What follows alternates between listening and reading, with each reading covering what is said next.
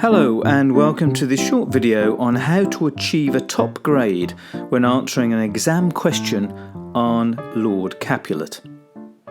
Looking at past exam papers, a typical question will begin with a phrase such as, starting with this speech, explore how Shakespeare presents. And normally they then focus on a theme such as duty or a character. The question then goes on to ask how this theme or character is presented in the extract and then in the wider play. So in this case we'll focus on the question of how Capulet is presented. Now, in an earlier video on top grade strategies, I mentioned that students who get top grades tend to do the following. Plan around the question and stay focused on the question. Begin with a thesis and build a clear argument. Use the text to support that argument. Pick short and relevant quotes and connect them across the play to show change, contrast and deeper meaning. And only use context to explain something about the character or themes.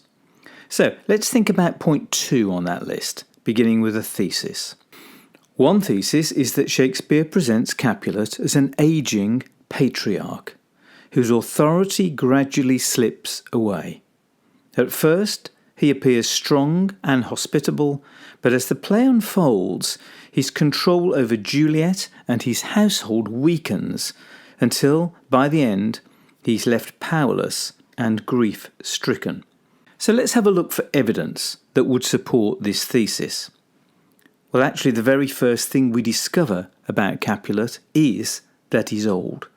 When he calls for a sword to fight, his wife rebukes him, saying, a crutch, why call you for a sword? Now this is important because in any story, the first thing we hear is disproportionately influential. It's called the primacy effect and tends to influence the way we process further information about a character. To reinforce this, Prince Aeschylus calls Capulet old, but not his rival Montague.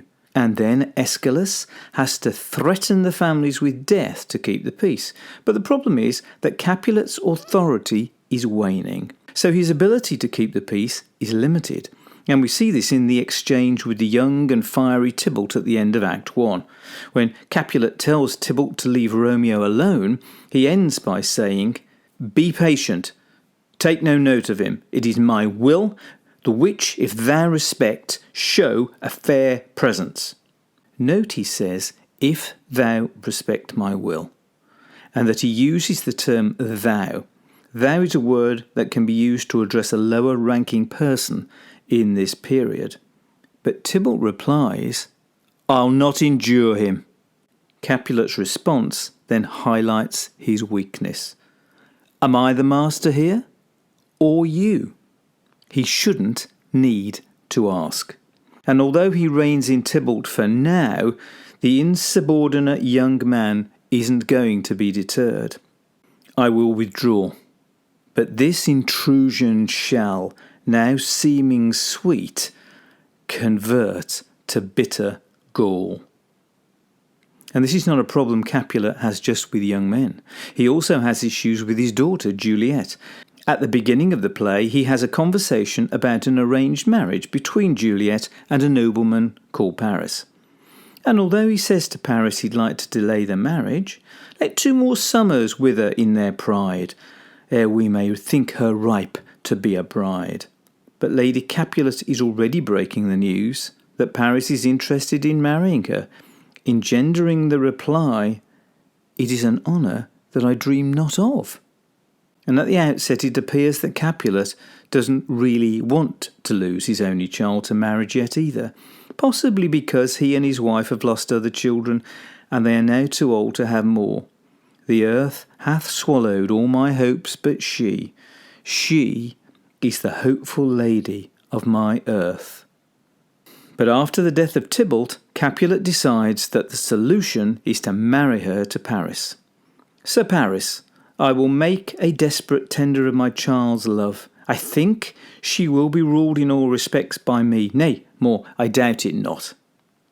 But when Lady Capulet breaks the news that she is to marry Paris, Juliet says, I pray you, Tell my lord and father, madam, I will not marry yet, and when I do, I swear it shall be Romeo, who you know I hate, rather than Paris. This is another sign of his waning patriarchal power.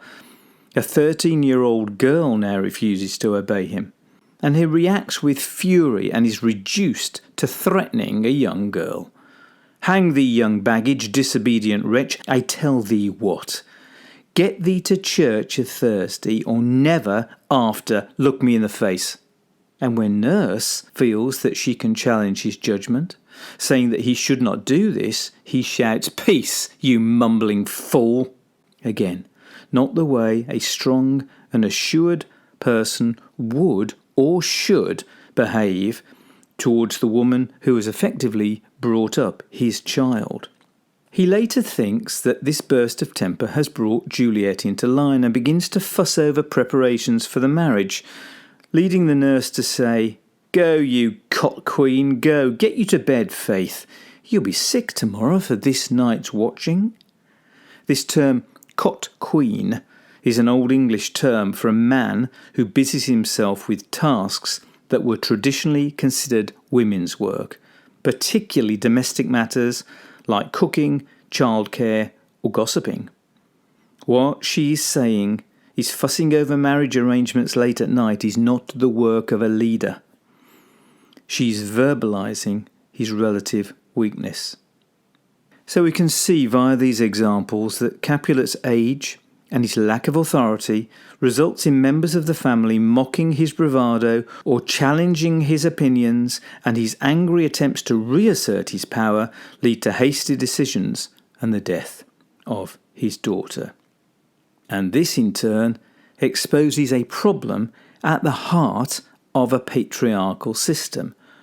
What happens when a patriarch is no longer receiving the respect he thinks he deserves? So I hope this short video has given you an insight into how to answer the question of how Capulet is presented, and do come back for other videos that will look at other key exam questions for Romeo and Juliet. Give a thumbs up if you enjoyed this video and subscribe now so that you don't miss any of my future posts.